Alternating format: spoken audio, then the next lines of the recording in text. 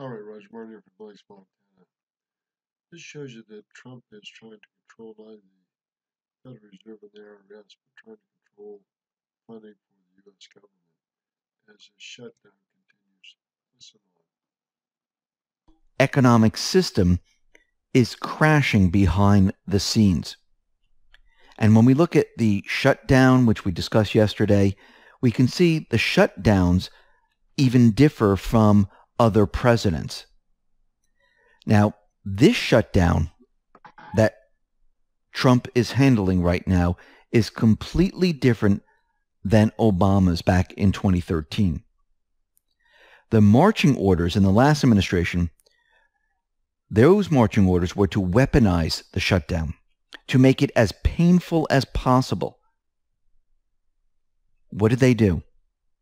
Well, they were told not to keep programs running, not to keep services running, not to have federal workers delivering services as a policy matter and as a political matter.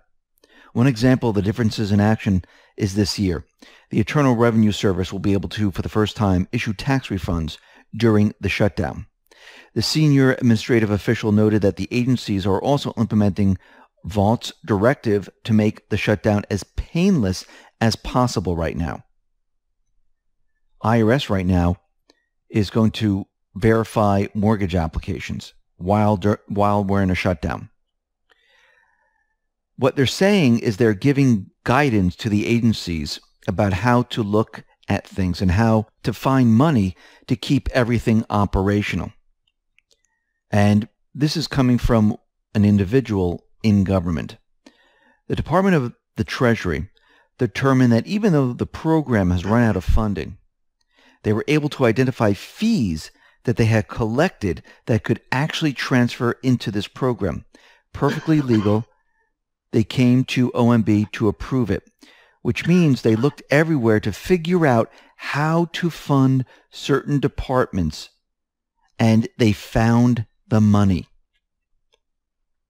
Now, during Obama's shutdown, that was political theater. They fenced up war memorials. They prevented veterans from honoring their fallen brethren.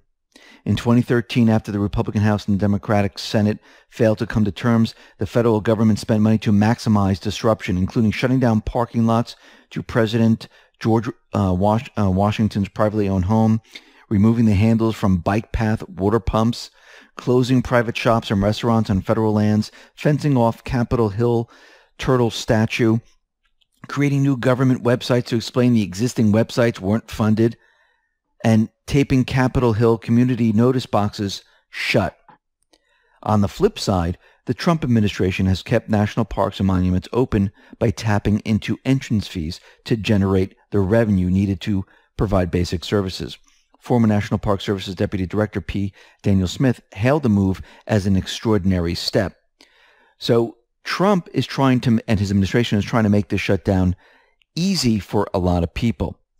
Obama used it as a weapon, and they pushed pain on certain people. That's not what this shutdown is about. Even though the mainstream media and Nancy Pelosi and Schumer are out there, they're all talking about this. This is about something very, very different. This is about getting rid of the bloat in government that has been put there by the deep state over the many, many, many years. And we'll be talking about that in the next report. But what I wanted to talk about is the World Bank. Now, I know there were news reports that Ivanka Trump, she was going to be slated to move into this position, which that is completely fake, phony, and false. Trump is going to pick someone for the World Bank. Now, remember, Mr. Kim, who was in this position, his agenda was to move forward with the Paris Climate Accord and keep on this trajectory. Trump is going to put someone in there that's completely the opposite of moving forward on the Paris Climate Accord.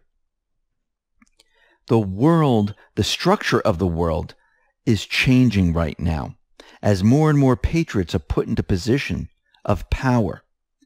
The globalist dream of having everyone pay for a carbon tax and everyone come under a one world government, under a one world currency controlled by the central bank, because that is the central bank's dream.